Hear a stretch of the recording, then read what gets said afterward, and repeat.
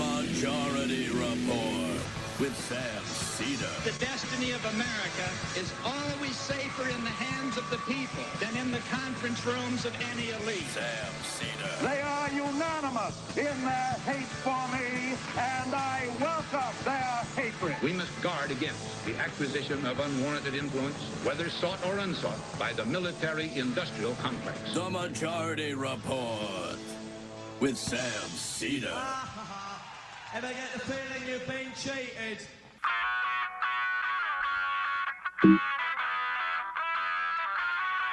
It is Wednesday, September 18th, 2024. My name is Sam Seder. This is the five-time award-winning Majority Report.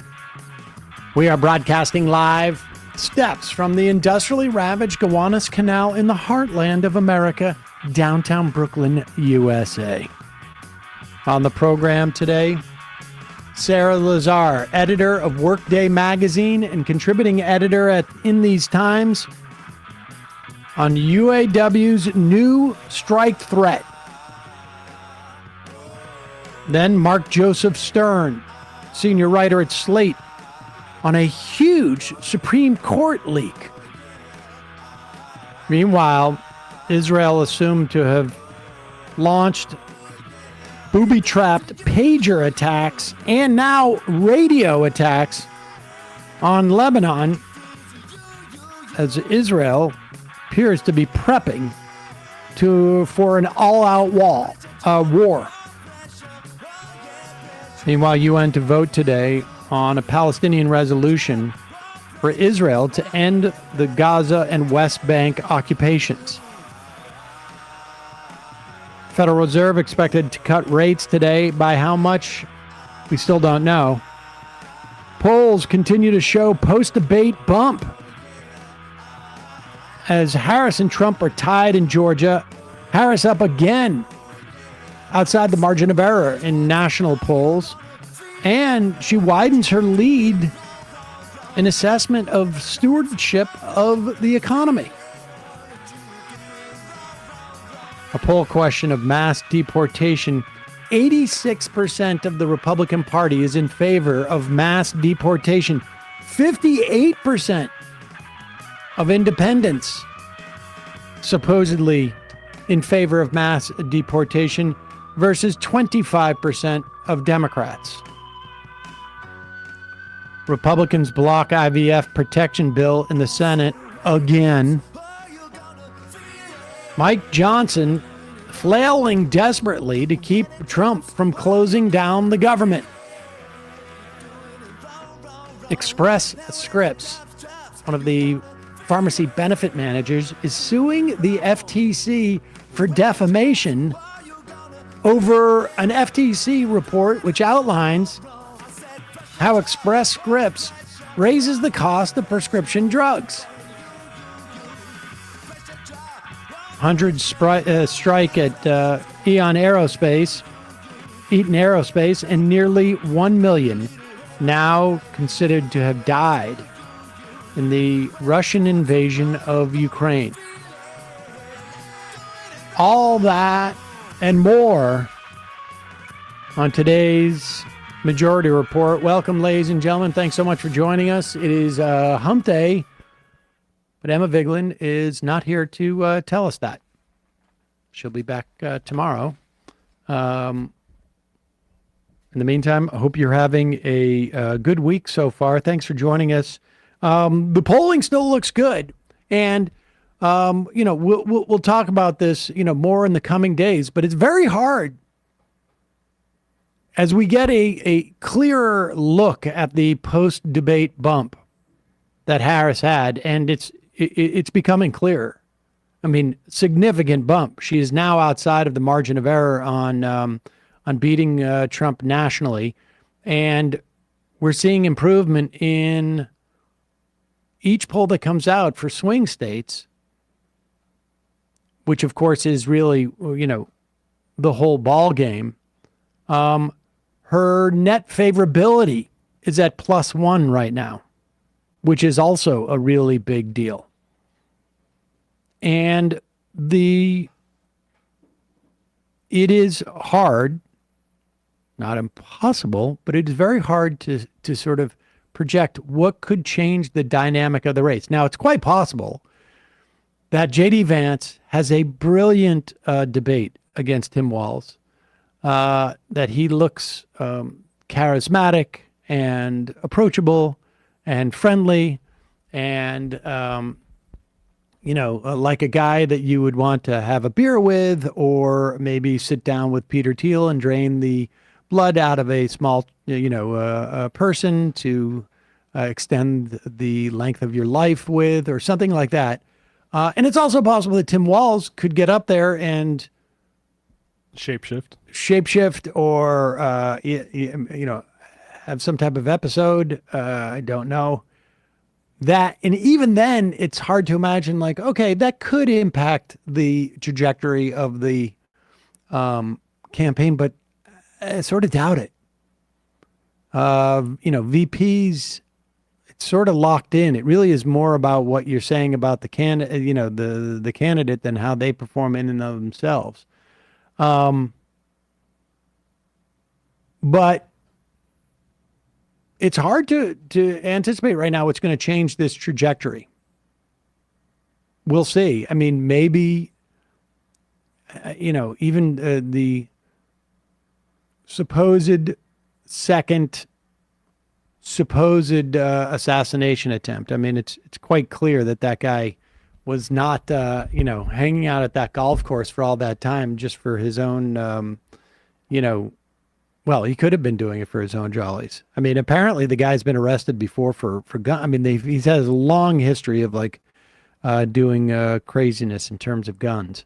But that's that. So, but we will continue to update you with that. In the meantime, one of the things that they're going to try and push, Republicans and some, supporters of Israel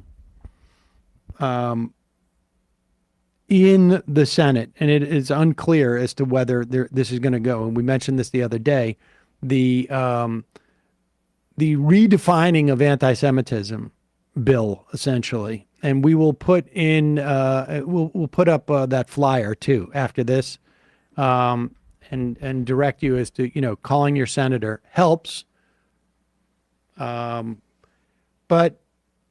to sort of stoke this, you can see the desperation by Republicans now. The desperation comes out when they start to get more and more racist, explicitly so. And you see it with what went on with Springfield, Ohio. And now John Kennedy knows too. I mean, I think they're afraid of losing the Senate because they don't go for this type of full-on racism unless they really need it. And this is like them calling the cavalry. Mr. Barrett. I should say, pause it for 1 second. This is John Kennedy, Senator John Kennedy, in the Senate Judiciary Committee hearing. Senate Judiciary Committee hearing, and it is regarding hate crimes, I guess, which has a fluid definition, because I actually think that we're about to witness one. Mr. Barrett. You are the executive director of the Arab American Institute. Is that correct? Correct, sir. Okay. And according to your website, you're also, I'm going to quote here, a longtime Democratic Party activist who served as a member of the 2016 Democratic National Convention's Platform Standing Committee, close quote. Is that correct? That's correct. Okay. You support Hamas, do you not? Senator, oddly enough, I'm going to say thank you for that question because it demonstrates the purpose of our hearing today in a very Let's start effective first way. with a yes or no. Hamas is a foreign terrorist organization that I do not support, but you asking the executive director of the Arab American Institute that question very much puts the focus on the issue of hate in our country. Well, I got your answer, and I appreciate it. What is the, you support Hezbollah too, don't you? Again, I find this line of questioning extraordinarily disappointing, Is that a Senator. no? That Or yes? you have Arab American constituents that you represent in your great state. Yes, ma'am, I understand that, but my time's limited, and I apologize, but is that a yes or a no?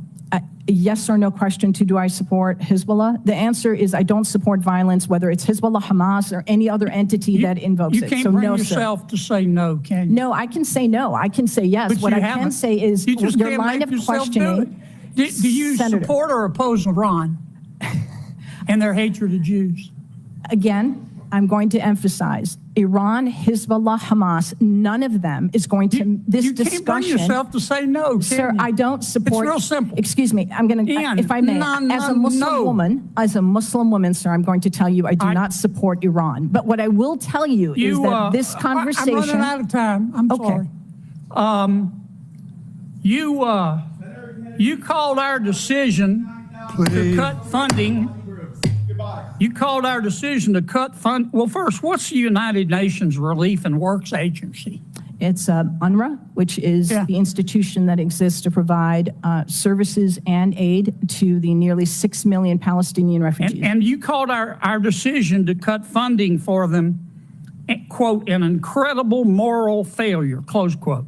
That is absolutely correct. But again, I would suggest that conversation is about foreign policy. We did that because 9 UNRWA staff members were fired for actually helping Hamas on October 7th. Isn't that the case? I don't believe that that's correct in terms Let me ask you one more time. You support Hamas, don't you? You Sir. support UNRWA and Hamas, don't you? Sir, Please.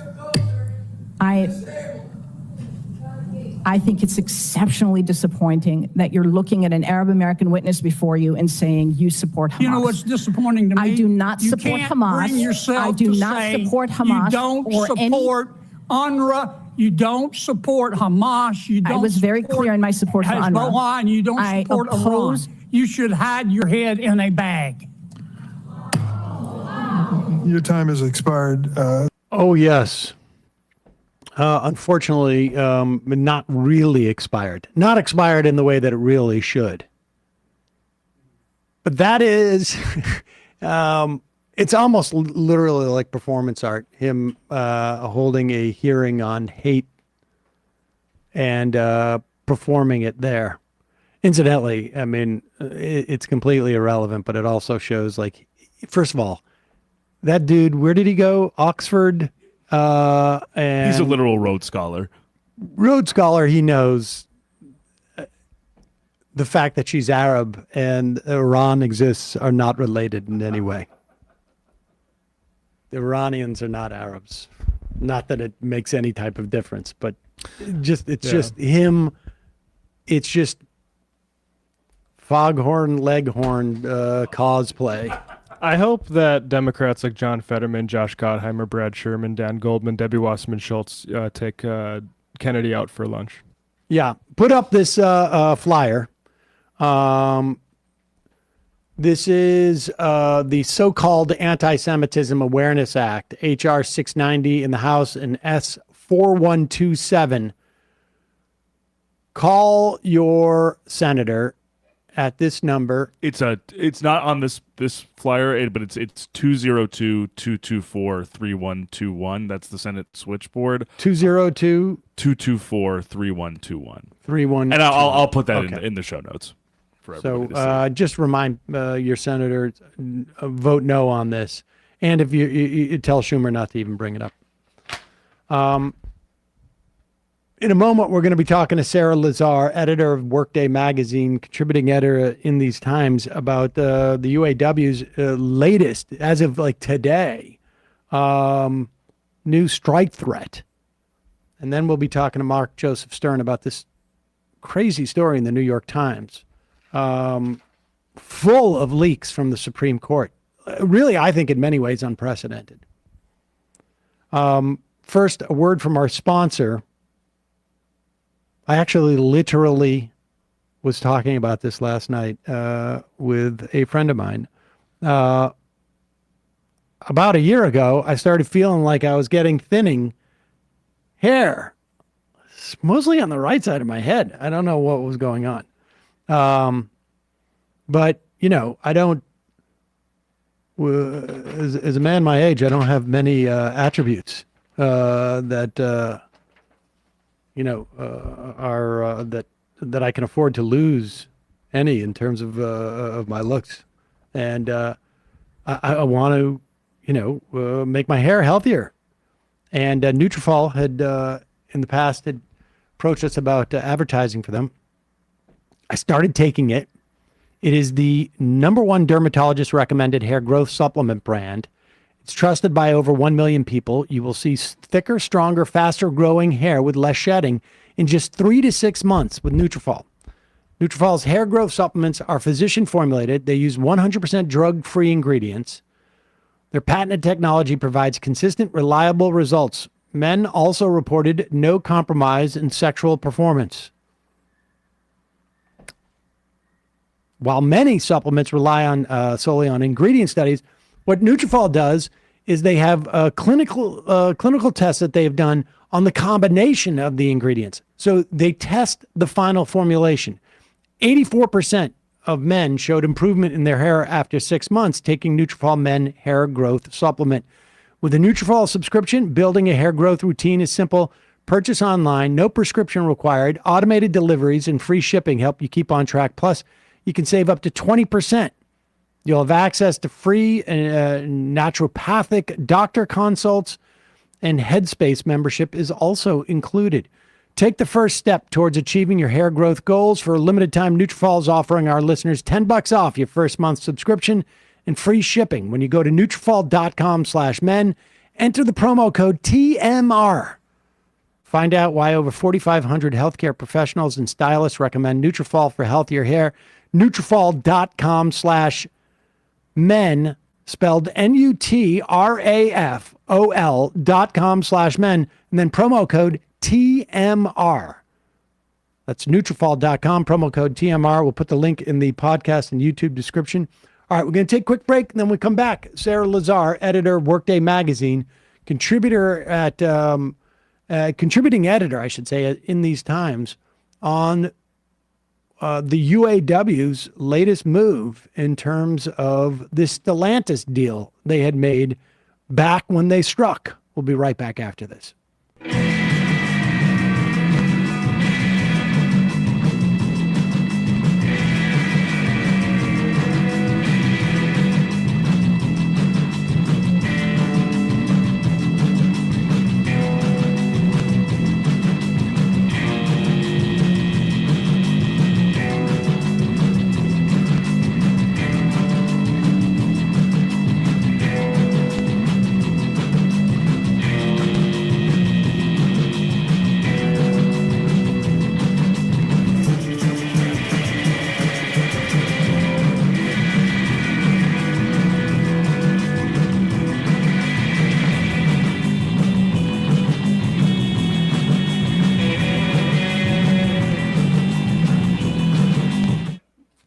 We are back. Sam Seder on the Majority Report. Emma Vigeland out today.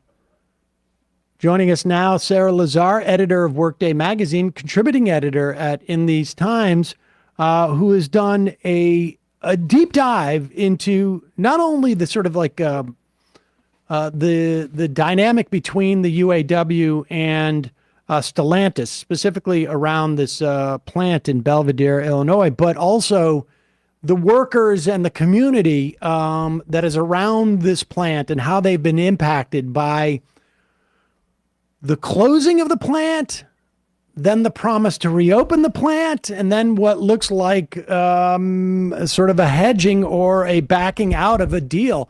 So, Sarah, welcome to the program. Just give us a history of this Stellantis plant in Belvidere. The Stellantis plant in Belvidere has been operating since 1965. most recently making the Jeep Cherokee. It idled in March 2023, and during UAW's stand-up strike out on the picket lines, that really became a symbol of the corporate greed of Stellantis, the company that was formerly called Chrysler. People talked about how the town had been utterly devastated by the idling, which made it incredibly stunning news that through the UAW stand-up strike, the workers won the reopening of the plant. That's actually never been done before. It's unprecedented for at the bargaining table through a strike to win the reopening of a plant that has closed. There are examples of unions sort of negotiating plants staying open, but never reopening a closed plant. This is according to Joshua Murray, a sociology professor who I interviewed for my piece. So this was amazing news. It was really a lifeline for the community of Belvidere, a town of 25,000 people that had really been devastated by the idling.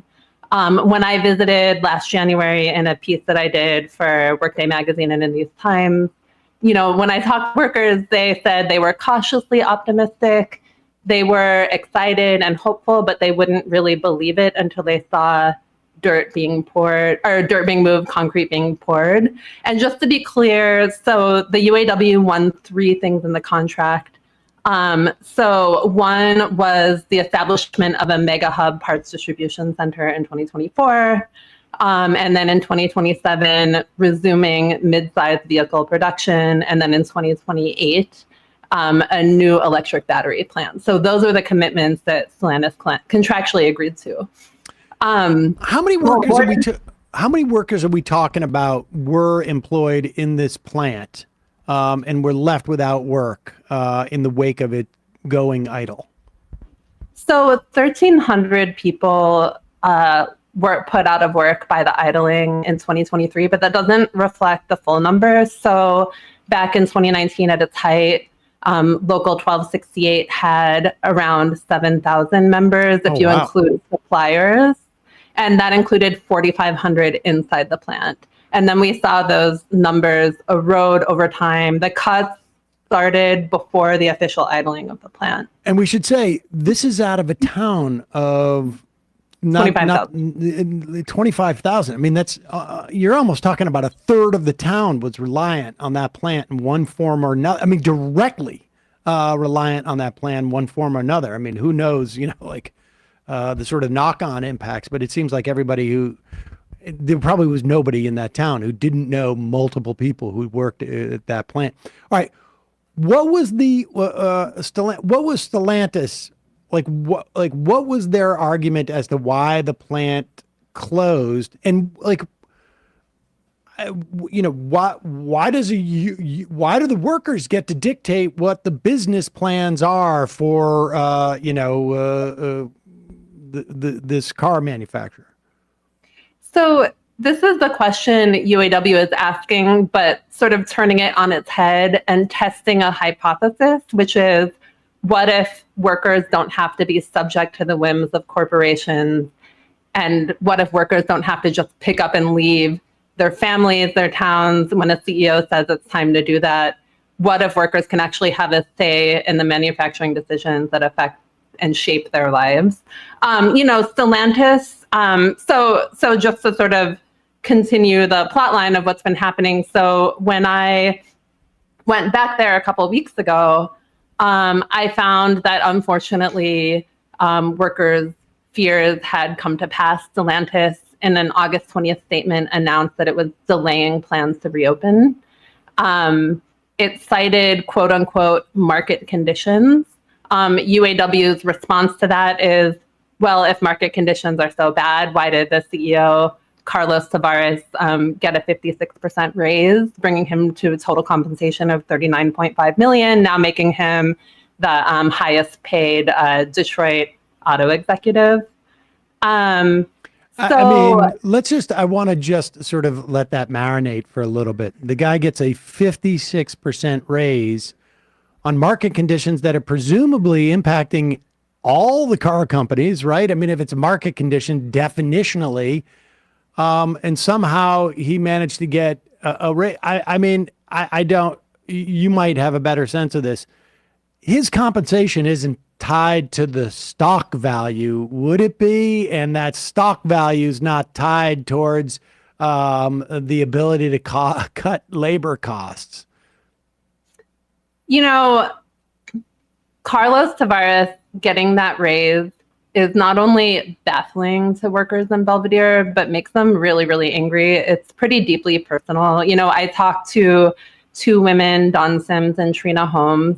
They have both been at the plant their entire adult lives. They're 5 years from their retirement. While they're out of work, they can't accumulate points for their pensions. So that means if they walked away now, they'd face a significant reduction to that benefit. They are really angry about Carlos Tavares getting a raise. It is pretty deeply felt. So I will say that one thing workers did win in their contract, in addition to the reopening and to the investment in new manufacturing operations in Belvidere, they also won something called subpay, where they get 74% of their pay at 40 hours. They also get health coverage. They don't get dental. And so, you know, this is something that they won through their union and it helps, but it's really not enough. You know, there are a few things to consider. A lot of people were bringing in overtime hours. You don't get those.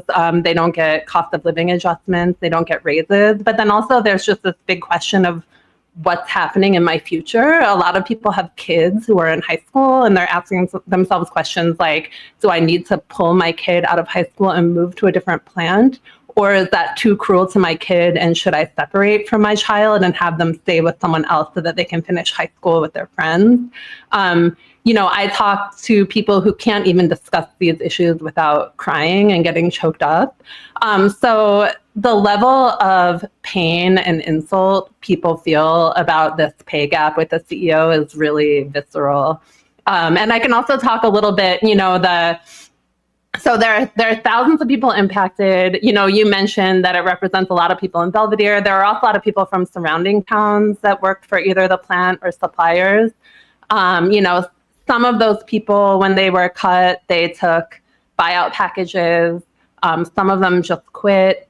You know, there are around 945 people currently on subpay when you include both local 1268 and a separate Naperville local. There was some consolidation that happened. But, you know, there are many people who were just cut loose. When I was in Belvidere a couple weeks ago, I just walked into a food pantry. It was 2:30 p.m. They had just run out of food for the day, and they very kindly talked to me about how the plant idling has impacted the town. I was told that need measurably went up and goes up every time there's a shift at the plant, that the closure measurably increased the people who are in need of food assistance, and that at least some of those people are people who formerly worked in the auto industry, whether directly for Stellantis or suppliers, but also the ripple effects are immense. And I also walked into a Salvation Army and I talked with their social services director, and she told me that she had personally worked with 10 families made homeless as a direct result of the closure. So what is like the contractual obligations? Because well, you know, just before we came out, and I guess it was last night, Sean Fain said that they were going to hold a strike authorization vote. But before we get to that, like, what are, like, I mean, this was a negotiated, you know, regardless of you know, the lack of precedent for a union saying, you know, negotiating successfully for a reopening of a plant, and obviously how desperately it needs it and the market conditions, whatnot. Like, this was a contractual agreement. Like, what, from a legal perspective only, is there any action that the UAW can take? Or is there enough wiggle room that the legal action's probably not worth it, or it could take too long? And the idea is like, we're not messing around. We're just going to exercise where our power lies. So there are a few things. So first of all, UAW has filed federal charges against Stellantis for lack of transparency around information related to its investment commitments. Also, something really important to know about the contract that was won through the stand-up strike, UAW members have the right to strike over investment and product decisions. That's what they won in the contract. It was pretty notable. You don't see that in every contract. And so what the UAW is doing is a pretty novel strategy. I mean, workers in Belvidere, they can't strike. They have no labor to withhold. Their problem is that they are out of work. So what UAW is doing in its contract, it says that through a grievance procedure, workers can, as one step of that, if they fulfilled certain steps, they can go on strike. So what Sean Fain announced last night in his live stream is that as of now, 28 different locals have started the grievance process. At least one of those is planning on a strike vote in the coming days.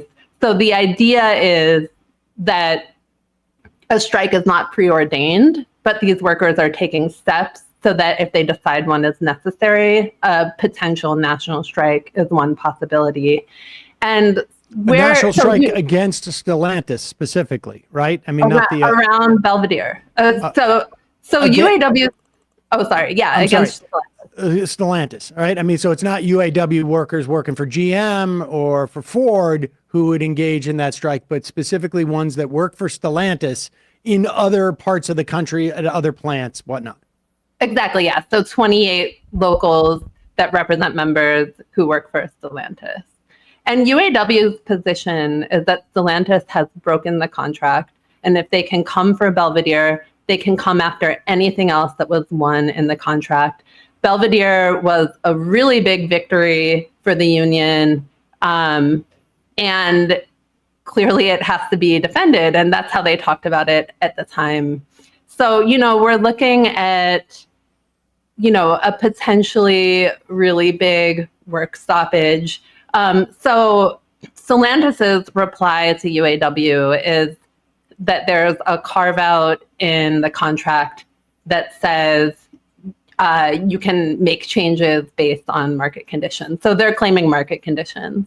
And then UAW's response to that is, if market conditions are so bad, why is your CEO getting this giant raise? And if market conditions are so bad, how come Ford and GM aren't seeing a slump in sales? And ultimately, UAW's position is that corporate greed and poor decisions being made by the CEO and by executives are responsible for quote unquote market conditions. And Sean Fain said something to the effect of, how come market conditions are always used to stiffen auto worker? How come it's market conditions for thee, but not for me? And we should be clear too. I think market conditions are distinct from how Stellantis is performing within the context of those market conditions. But is there a precedent for this? I mean, there's sort of a quality, the idea of these are workers who are theoretically completely unimpacted directly by what happens in Belvidere, right? Because the workers who are working at other places, it's people who are not working in Belvidere who are impacted. But is there a precedent for this in recent labor history of a union striking based upon supporting workers who are no longer working at a place? Workers taking action and taking risks to support other workers, there's a long history of that. Sure. And actually, when you asked that question, one thing that immediately came to mind is that in 2019, GM workers in Mexico actually struck in solidarity with striking U.S. workers, some of them facing retaliation for doing so. But as far, and when you talk to workers in Belvidere, they're really glad that other locals are willing to fight for them. They don't see it as charity. It's generally not framed as charity. There's actually direct personal interest because a few things. So first, if Stellantis can violate the contract towards Belvidere, it can violate anyone's contract. Right. But then secondly, that was something they won in negotiations. And when you win things in negotiations, that means you leave other things on the table. So if that was one of their big wins and then it's taken away, it means those sacrifices were for nothing. One thing, but in terms of whether it's unprecedented, I think this whole situation, so according to Joshua Murray, the sociology professor I interviewed, this whole situation is pretty unprecedented if they're successful, if they reopen the plant. One thing I did want to mention is, so when I was in Belvidere, I had conversations with one worker, Dawn Sims. She is a longtime assembly plant worker. She was 5 years from retirement. Now her future is in limbo. We talked about the fact that after the plant idled, plants in Mexico picked up production of the Jeep Cherokee. And one thing that she told me is, I want workers in Mexico to be paid well. I'm not against any worker in Mexico. I don't want anyone to lose their jobs. I think there's enough for everyone. And UAW has this broader Mexico solidarity program under the leadership of Sean Fain, who came in as a reform challenger. And through the Mexico Solidarity Project, UAW is providing direct material support for independent unions, sort of based on the idea that it's not us versus them, but you improve everyone's pay and conditions by improving everyone's pay and conditions, and that the real culprit is corporate greed and these trade policies that really harm both U.S. and Mexican workers. What is the timeline? I mean, if the what do we have a sense of when these votes are going to be? The strike authorization votes are going to happen, and generally, let's say the vote comes down in favor of or providing that strike authorization. Does Fain then say to Stellantis, "Okay, you got 14 days, or you got 7 days, or I'm not going to tell you when we start," or something like that? There are a variety of steps they need to fulfill. I don't have the exact timelines for you, and I don't actually think that it's publicly known at this point what the strategy is. Like I said, it's not preordained that there will be a strike, but they're taking steps so that if workers think there needs to be one, then they're able to do that. But in turn, it's not going to be like a tomorrow thing. Right. But once you start having strike votes, then that'll give us a little more information about timeline. But there are several steps involved in the grievance process. And then I think that, UAW is hoping that there can be some kind of public pressure campaign to get Stellantis to follow through on its commitments. I did reach out to Stellantis when reporting this article, and I asked them if they could provide me an alternate timetable, because their statements just said Belvidere has been delayed with no specificity. And when I asked for an alternate timetable, they said we have nothing to provide at this time.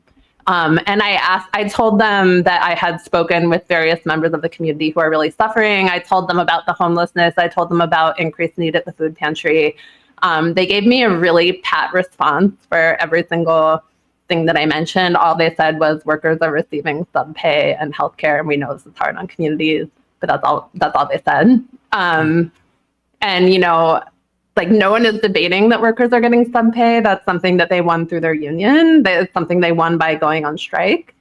The issue is that this has a ripple effect. I went to an Italian pizzeria and bakery, and I just walked up to the counter and I asked the owner how it was affecting business to have the plant idled. I went there because workers said that was one place they used to go out to eat or get deliveries to the plant. And she said that she's really feeling it and that it's hard to even know how far the impact goes.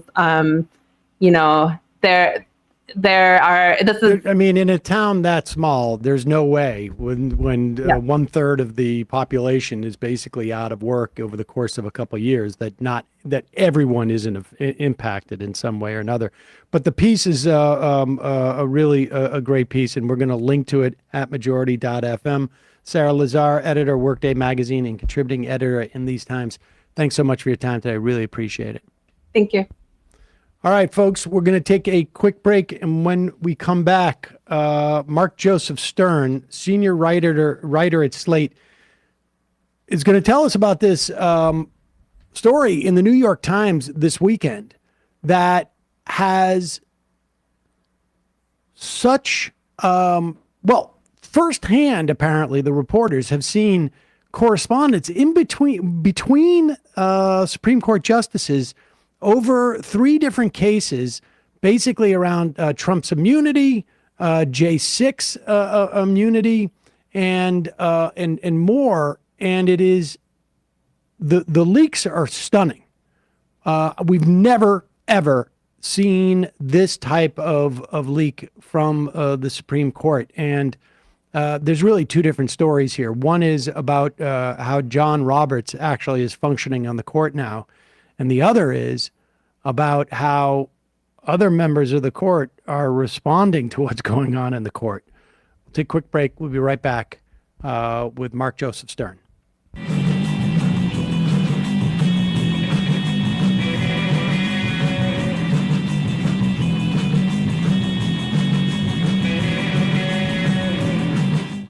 We are back. Sam Seder on the Majority Report. Emma Vigeland out today. Joining me now, Mark Joseph Stern, senior writer at Slate. And we're talking about this story in the New York Times that outlines how John Roberts acted in a way that I think is surprising for a lot of commentators in response to the Trump immunity case and the case involving January 6th and one other. Mark, we had talked just a little bit before this. There's sort of 2 stories here. One is the sort of the actual story and what it reveals about John Roberts. And the other is, how did they get this story and what's going on at the court that had them have these documents, which are incredibly revealing. And I'm talking about like emails between judges, it appears. And it's fascinating. And I want to get to that second, but I do think that's almost like almost a bigger story in some respects. But let's start with this. John Roberts, he just calls balls and strikes, right? I mean, that was his whole thing. Well, it's what he told the Senate. It has not been his style as Chief Justice, at least over the last few years. And according to this report, he now is very MAGA-pilled. He's essentially in the tank for Trump in these major Trump cases. And he didn't have to be like dragged along by his colleagues to the right. No, he played the commanding role in shaping 3 decisions just last term that all came out for Trump in about as great a way as Trump could have possibly wanted. A trio of cases, which now the New York Times reports and CNN had already suggested, he sort of lassoed as his own and guided to an outcome that I think is really pretty dangerous for constitutional democracy. I'm sorry if that seems like an exaggeration. But when the liberals accused Roberts of putting Trump on a throne, making him a king above law, I mean, I think that's pretty clearly correct. And if Trump wins in November, he is going to be the first president in history who will be freed from the constitutional restraints that we assume presidents had to adhere to because of John Roberts and his machinations behind the scenes to make this trio of cases just a total victory for Trump and Trumpism. And this comes as a big surprise. And what you and Dahlia Lithwick wrote a piece about it, and part of it was a mea culpa. It's not like you could have really changed the trajectory of John Roberts' career, but you guys said and largely this was the sort of like a mainstream view of John Roberts, and maybe he has changed in some way, or maybe you see that you got a 6-3 advantage on the court. There now you don't need those other three. Now you don't need to function in that way. It's almost like we got the money in the bag. We're out of the bank. Let's, now we're getting in the getaway car. But let's start with, let's start with, I don't know. What do you find, which one of these stories is most egregious? Because one of the things that's an element of this is the way that there were attempts by the liberal minority on the court in a couple of these cases to sort of say, like, we're willing to compromise and almost give John Roberts a way of mitigating the absolutism of his rulings, and he just completely rejected them. Yeah, and I think where that is most egregious is in the immunity case in Trump versus United States, where the Supreme Court granted Donald Trump absolute immunity for official acts, quote unquote, that he took while in Oval Office that are somehow within the realm of his core constitutional duties, which is defined very broadly. And we now know that during the drafting of that decision, the liberal justices came to John Roberts with an olive branch and said, we want to compromise with you on this decision. We don't want this to be another 6-3 decision with a conservative supermajority, just going as far as it wants. We have a vested interest in working out some kind of middle ground with you, at least on a few points. And John Roberts froze out the liberal justices. He did not even try to make any sort of compromise or find any middle ground at any point. And, I think that's the story that made Dahlia and me issue this kind of mea culpa, because up until even last term, John Roberts had evinced some desire to chart a middle course where one was available and where he could do it without betraying some of his core principles. He's definitely a member of the conservative legal movement. He believes in a strong president, at least a strong Republican president. But we had thought that if there was a real meaningful effort by the liberals to give him most of what he wanted, but avoid a badly split partisan decision, that at least sometimes he would take that option. And now we know he's done doing that. He's finished working with the other side, crossing the aisle, so to speak, to try to find any kind of sensible middle ground. He wants to power the court to new conservative extremes. And I think that a key factor here is what you just mentioned, that this is now a 6-3 court, right? There's no more sort of like 5-4 split decisions where the liberals are on one side and conservatives on the other, and Roberts might try to work out some compromise to prevent it from looking so badly divided on political grounds. Now he is working with the flank of the court to his right, the Trump appointees and Thomas and Alito, and he is in some ways trying to out-MAGA them. He is trying to recapture his position as leader of the court. I think he felt like he lost in a few cases over the last few years where the 5 justices to his right powered the court to a extremely conservative decision, most obviously in Dobbs, where the chief was not ready to overrule Roe v. Wade. And I think the chief just decided, you know what, this is me losing, and losing sucks. Losing is for suckers. So I'm just going to refashion myself as the MAGA chief. And that is the story of the immunity case that was going on behind the scenes when people like Dahlia and I were saying, maybe there's some hope. We're confident that John Roberts doesn't want to break constitutional democracy. No, it turns out that he was eager to, from the moment this case hit their docket, we now know from a confidential memo, he was lobbying the justices behind the scenes well before oral arguments that they needed to take this case and give Trump pretty much everything he wanted. Yeah, I mean, it's fascinating. He really short-circuited. I mean, he basically said, this is interesting. I mean, we don't have this type of insight into cases in a general sense, so it's hard to know how atypical this was. But he took this case and almost from the get-go basically said, here are the parameters in which we're going to decide this. Like, there's, he created a baseline of like, we're definitely, going to town with this stuff. And that's basically it. What is also interesting, and because, part of, at least in my experience in interviewing commentators about the court and court watchers, is that there's always been this sense that John Roberts is so keenly aware of the legacy of the court and whatnot, which I think I don't think that this article disproves, but I do think it comes down to, like, you can be keenly aware of the legacy of the court and understand what it's going to look like if the votes are 5-4, as people are looking 40 years in the future. But if it's 6-3, you have a lot more protection. And I think that's like what's happened here. I mean, this was always latent in him, but he was just waiting for the right opportunity, and the right opportunity is there. What I was also struck by was what, within the Times piece, a couple of like top experts on the court said was they've never, ever heard of this.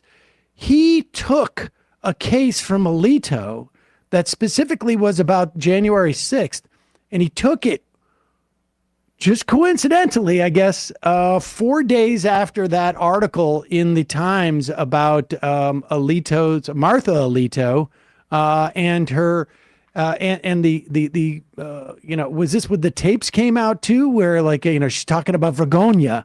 We actually have a Vergonia t-shirt. It's no longer for sale. We sold out, but tell us about that, because that is also bizarre. So I want to get to that, but first I just want to briefly respond to your first insight, which is really important here. I think that I have maybe even come on your show in the past and suggested that John Roberts cared about the court's institutional legitimacy as a good in itself. I don't know if we've ever had anybody who comments on the court not say something to that effect.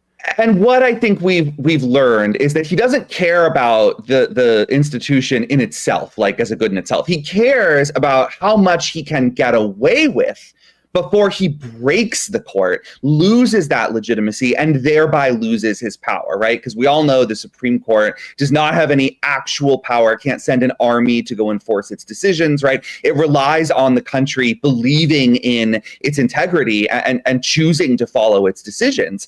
And so I think that's a subtle distinction in a lot of ways, but an important one. He really just gauges public opinion to the extent that it tells him how far he can push the court rightward. At least that's what he does nowadays. And part of the shock of this reporting from the New York Times is that rather than try to gather like legitimate public opinion and get a sense of where the country is, he's increasingly in an echo chamber listening to sycophants like Brett Kavanaugh and Neil Gorsuch, who immediately showered him with praise when he circulated a draft of his presidential immunity decision, told him it was, so brilliant and remarkable, and implied it would stand the test of time.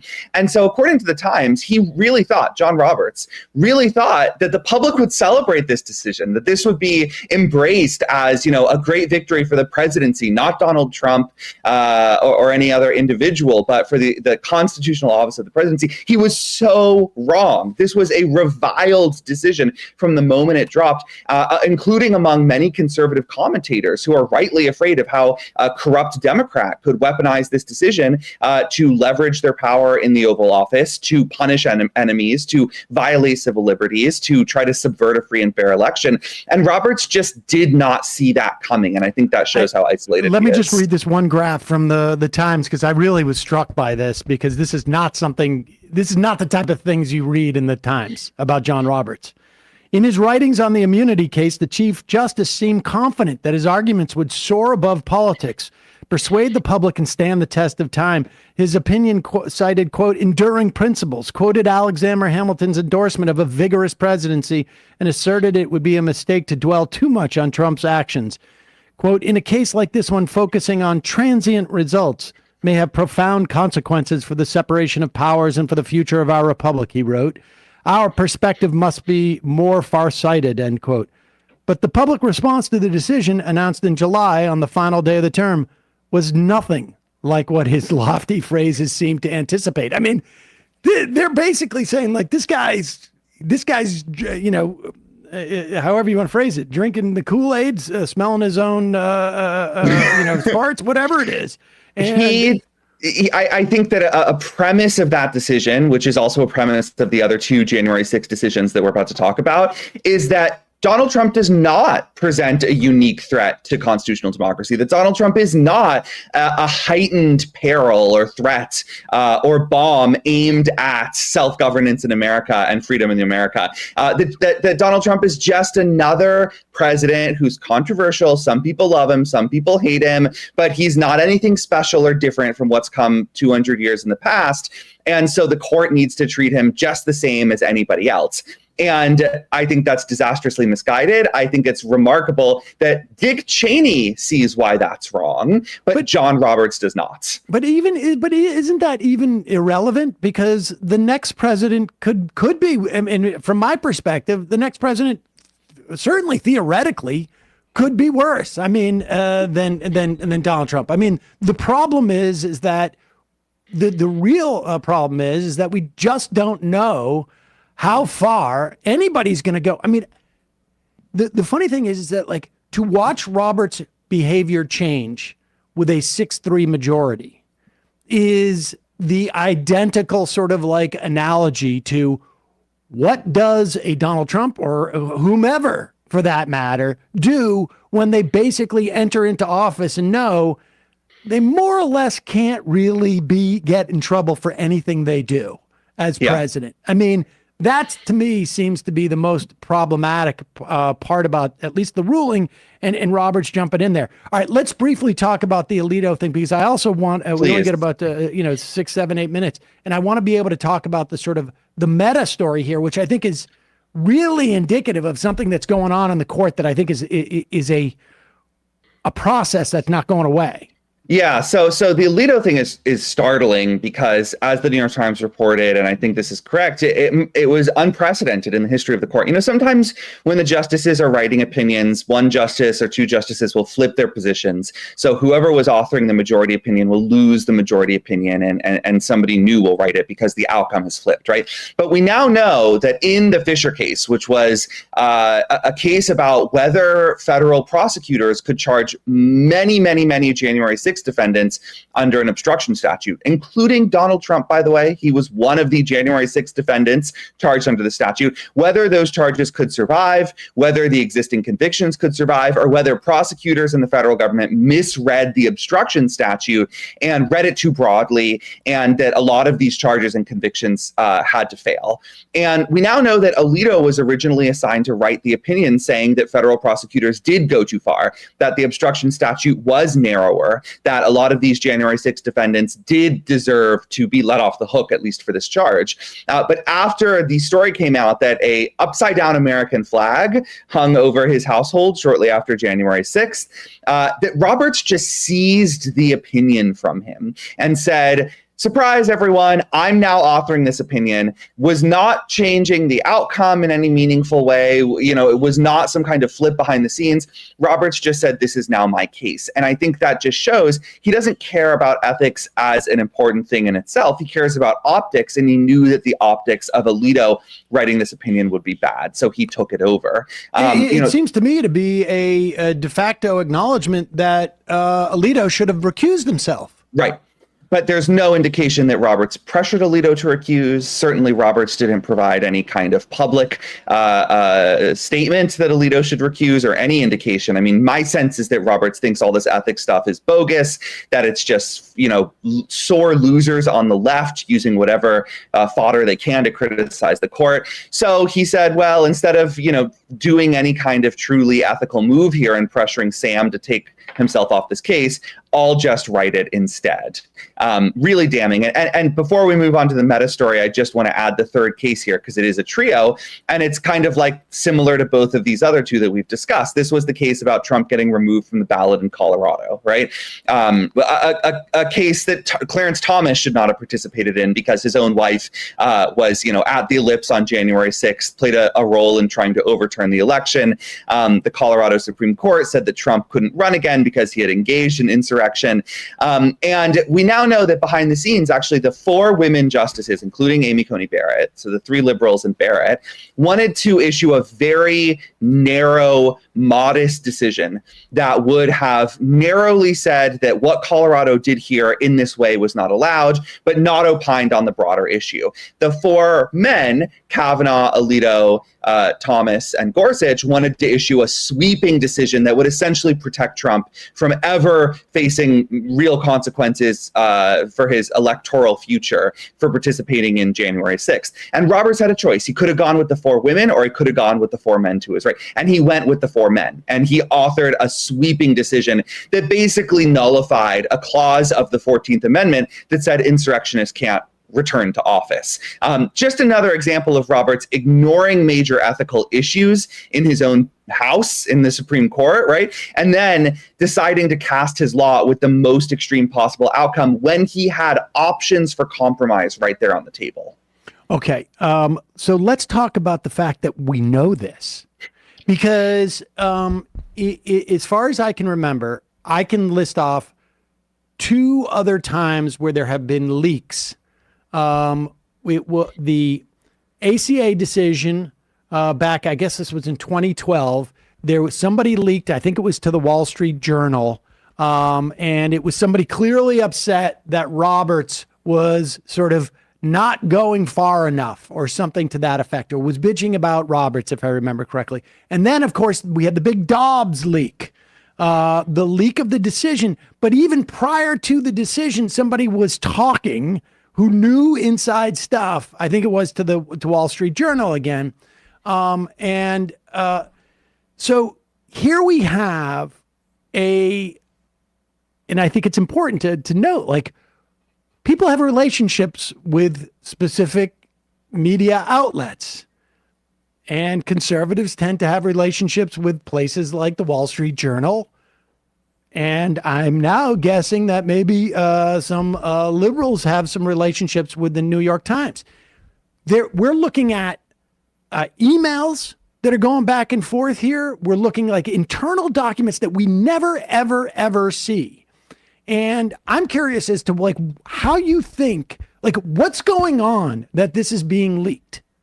So from everything I know covering the court for more than a decade, I can tell you with a lot of confidence, these kind of leaks, this level of leak, does not happen unless a justice authorizes someone to leak it.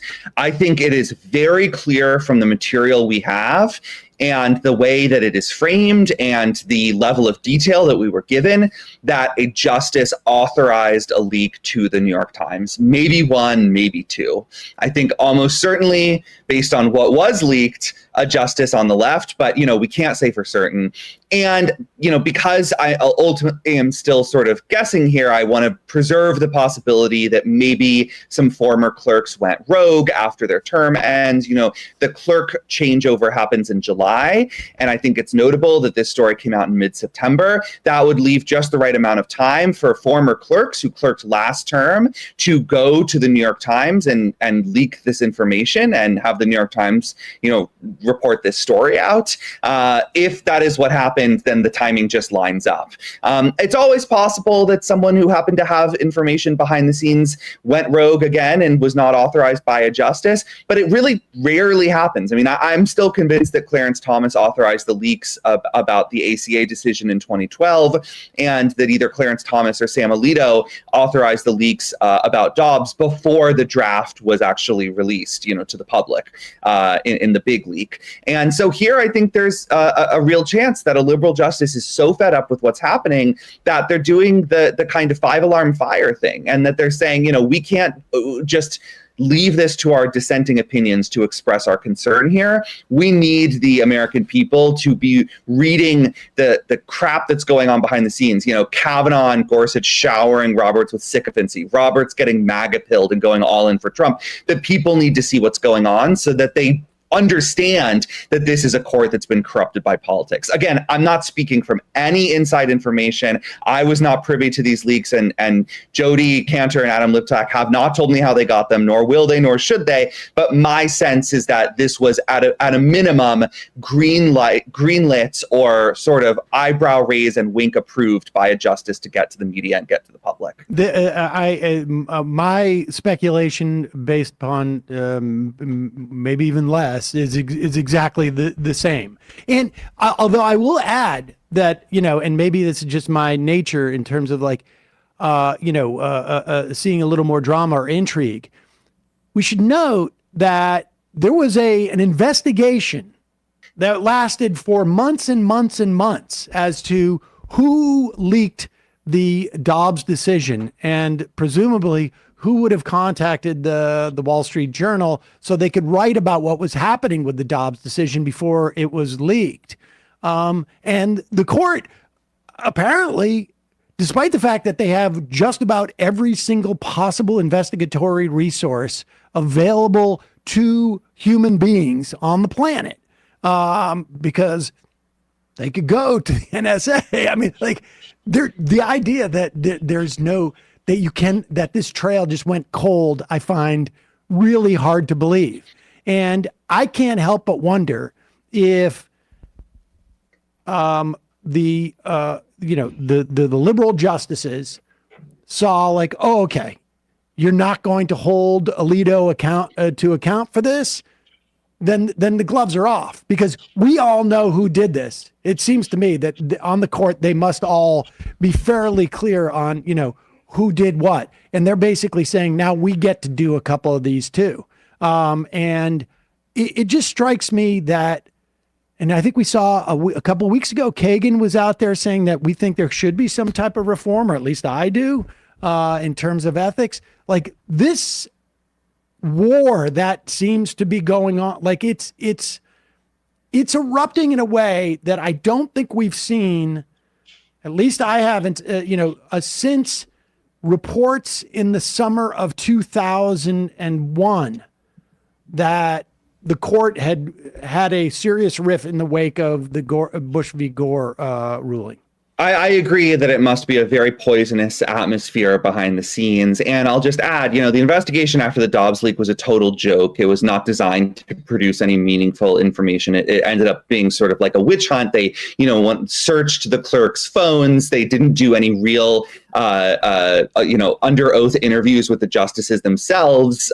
They basically ensured that the justices would get off scot-free and wouldn't face any real scrutiny. One of the only true impacts of that leak and the follow-up and the investigation and the report is that the court told us the universe of employees who are going to have access to these internal deliberations is going to get smaller. We're going to reduce the number of people within the court who can see the deliberations and the draft opinions and, the justices' conversations to try to avoid a leak happening like this again, which tells us that if there is a leak, as there now has been, that there is an even greater chance that the person who either provided the materials or authorized the materials to be leaked was a justice or someone very close to a justice. That, lower level and even mid-level employees are no longer privy to this information, and they can kind of be taken off the suspect list. And I think an unintended consequence of that was to make it easier for us, the public, to take a very strong educated guess about who is giving this material to the press.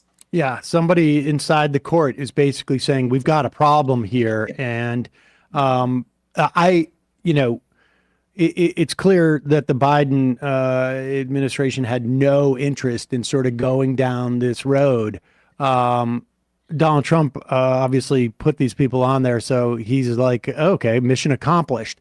But I wonder if this type of stuff being leaked, I mean, there have to be people within the Harris camp, people are obviously involved in a campaign, but this is not going to go unnoticed by this is, you're basically watching one, if not three of the Supreme Court justices, it seems to me, saying, we're sending up a warning signal. Here's a flare.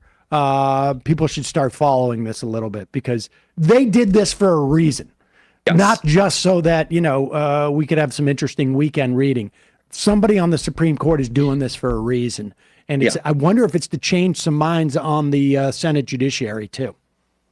I think that is almost certainly correct. And I think that if Kamala Harris happens to win a congressional majority and the presidency, that they should take a hard look at the warning signs coming left and right from the Supreme Court and ask themselves, do we really want to ignore the fact that these liberal justices may be putting themselves on the line here to warn us and the public that something must be done or we're heading in an even darker direction? Mark Joseph Stern, senior writer here at Slate. Always a pleasure. Thanks so much. We will link to this piece by you and Dahlia Lithwick at majority.fm.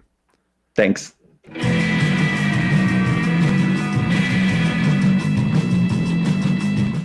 We're back.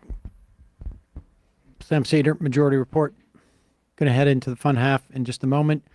Just a reminder, it's your support that makes this show possible. You can become a member at jointhemajorityreport.com. When you do, you not only help this show survive and thrive, but you get the free show free of commercials. You get the fun half, and you get the I Am the Show. Also, do you want to see us live, like in the flesh? Well, election night, we are in fact doing a live in the flesh show. There is, I promise you, I don't know how many tickets have sold, exactly the number, but we're not going to have tickets, I would imagine, after Friday. I mean, it's possible there'll be a couple, but we have the link is in the podcast and YouTube description. It is in Brooklyn, New York, at the Bell House. We're going to probably do, I don't know, 4.5 hours, 5 hours of the show. Like I'm reading, like the election may not be decided that night, in which case we all may leave like feeling. Because the Democrats need time to steal it. Yeah. I mean, so we know kind of what the outcome is. The amazing thing is, I just want to remind everybody about this. We're all going to be waiting on Pennsylvania. That's what it's basically going to be, because, I mean, it's not exactly, there are other scenarios, but more or less whoever wins Pennsylvania, for the most part, assuming there's no massive surprises, is going to end up winning the presidency. It's conceivable there could be a Sun Belt electoral run, but it's hard for me to imagine sweeping those states and not winning Pennsylvania. But it's possible. But understand, Pennsylvania is going to come in very, very late. Not because it's on the West Coast. It's not. It's because the Republican Party deemed, I don't know, I guess it was 8 years ago, that absentee ballots and early ballots cannot be counted until the day of the election. So the ballots come in, they just sit in a box, and they all get counted at the same time. And we're already seeing Republicans and right-wingers, you know, they're already suspicious. This is going to be ugly, ladies and gentlemen. Ugly. And that drove me nuts, too, in 2020, because knowing that it was like the Republican-led Pennsylvania legislature who had that policy. Oh, yeah, and nobody would articulate that. Whereas, Whereas, exactly in that vein, too, like Florida didn't have that, and we got Florida at, 9 p.m., and it was one of the earlier states to call that was somewhat important. Now, there could be big surprises. I don't anticipate Florida being one, but the Senate race could be a surprise down there. We'll see. What's happening on ESPN, Bradley? Yeah, so on ESPN on Monday, we recapped the kind of a crazy week two NFL slate of games. We also discussed a little bit of the Dolphins quarterback Tua Tagovailoa's concussion ailments, and what the prognosis looks like for him going forward. So youtube.com/ESPN show to check out some of our prior streams or check out some of our clips. And we will be back tomorrow at 4 p.m. for our next installment of ESPN OT to give our picks ahead of the week 3 NFL action for the weekend. And I stand corrected. Philly Cheesesteak just told me specifically, Sam, they cannot be opened, the votes, until after the polls close. So there's also, no way to rectify. Well, the whole point is there's no way to rectify them. What do you mean rectify them? If there's something wrong with the ballots or something, there's no way to rectify them. Good. We have good secure procedures to make sure we can't fix a problem. Matt, Left Reckoning. Left Reckoning. Last night, David filled us in about how, would you guess, Elon Musk is spending dark money in elections. What? Yeah. On top of the actual money that he's spending too? Or that we know, the light money, as it were? Turns out he's doing a lot under shady circumstances. Also, PragerU in South Carolina schools, as one of their contributors, is outed for being an asset of a foreign government with Tim Pool. PragerU now, according to the administrator in South Carolina, who used to be, get this, a charter school think tank person, now is bringing PragerU into the classroom. So that's great. Huh. Interesting. Folks, we will see you in the fun half. You are in for it. All right, folks, 646-257-3920. See you in the fun half. Oh, no. Are you ready?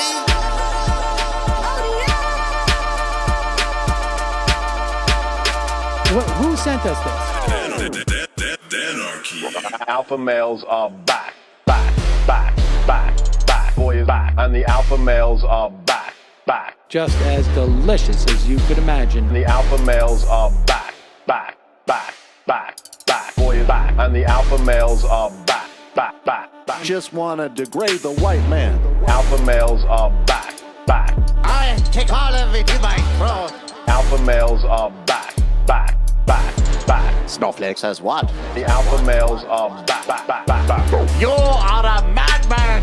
And the alpha males are back.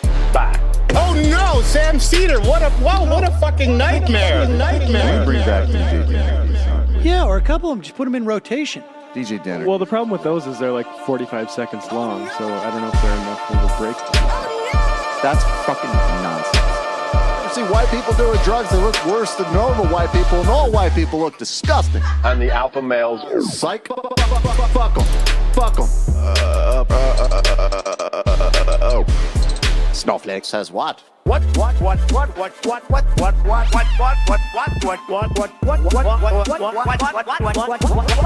Snowflake says what? A hell of a lot of bank. A hell of a lot of bank. A hell of a lot of bank. Okay, I'm making stupid money. Hell of a lot of bank. A hell of a lot of bank. All lives matter. Have you tried doing an impression on a college campus? I think that there's no reason why reasonable people across the divide can't all agree with this. Psych. And the alpha males are back. And the Africans are black African. And the alpha males are black. And the Africans are back. When you see Donald Trump out there, doesn't a little part of you think that America deserves to be taken over by jihadists? Keeping it 100. Can't knock the hustle. Come on, fuck them. Things I do for the bigger game plan. By the way, it's my birthday. Happy birthday to me, Jew boy. I have a thought experiment for you. And the alpha males are back. Africans are black. Alpha males are black. Africans are back. Come on. Someone needs to pay the price for blasphemy around here. I am a total pussy.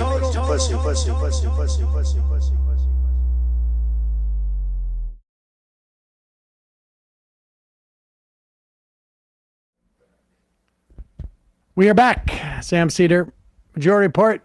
Bradley, Matt here. Squirt Cobain. Sam, have you seen the video of Trump telling his supporters to mail in a vote for him and then vote for him again on person on election day? Do you think this legislation that keeps any votes from being counted, unit polls closed, is part of the plan to rig it in Trump's favor? Or would it be possible to catch these double votes in real time on election day? You'll catch the double votes. I believe. I mean, for the most part, that is an old video, I believe, but the legislation passed way before then. Jumanjay's, Sam, tell me I'm wrong. I think Kamala is going to govern to the right of Obama if she wins. All the incentives are to go in that direction. Donor money, the mainstream media, the unpopular Republicans. It's the easy path that the Democratic Party elites will choose. Moderate authoritarianism. I don't know why donor money would be any different than it was with Obama. In fact, I would say I think the political economy might be slightly better, just because I think Obama was all austerity bankers. Without a doubt. But also, the Democratic Party is to the left of where it was under Obama. I think that is also the case. I think the country is to the left of Obama. I think the House and the Senate are to the left of where they were under Obama. I can't tell you you're wrong. I don't know. On certain things, I'm sure that's probably right. I doubt she would be to the right of Obama on a lot of this stuff. She could be to the right of Biden on some of the domestic stuff. On foreign policy, I'm referring to when right of Obama. I don't think they're going to say anything like the Iran I think deal. I would agree with that as well.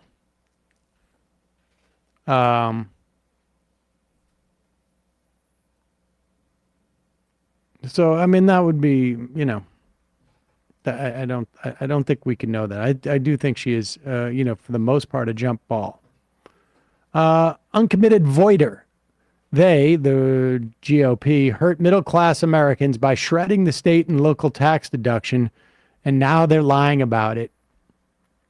I think Trump is like floating that he wants to return the SALT deductions that were cut during the Trump tax cuts.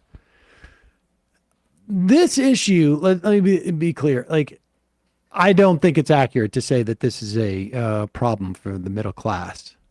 It is a cap on deductions of $10,000 or more in terms of real estate taxes paid. It specifically hurts people in California, New Jersey, and New York. Maybe some other states, but high state tax states are hurt by this. And those are all blue states for the most part. It undermines the ability of these states to provide services by putting pressure on them to lower taxes. And Trump did this as a way of basically screwing over these states. However, let's be clear. I think depending on where you live within the context of these states, for the most part, this does not impact middle class people, whatever that specifically means. It impacts wealthy people. And that's why it's no coincidence that, like, when they were negotiating like sort of the IRA and the second version of Build Back Better, Gottheimer and crew were desperately trying to make the reinstatement of state and local tax deductions part of the deal. I'm not personally terribly concerned about it. It really is just it sounds like it's helpful to middle class, but I think if you look at the numbers and who's actually impacted, certainly some. I'm not going to be, you know, certainly some middle class. It's quite possible, you know, people, you buy a house 30, 40 years ago, and it's increased in value, and maybe assessments have gone up, and it's conceivable that your state taxes are higher than 10,000. But for the most part, if that's the case, you're probably pretty wealthy.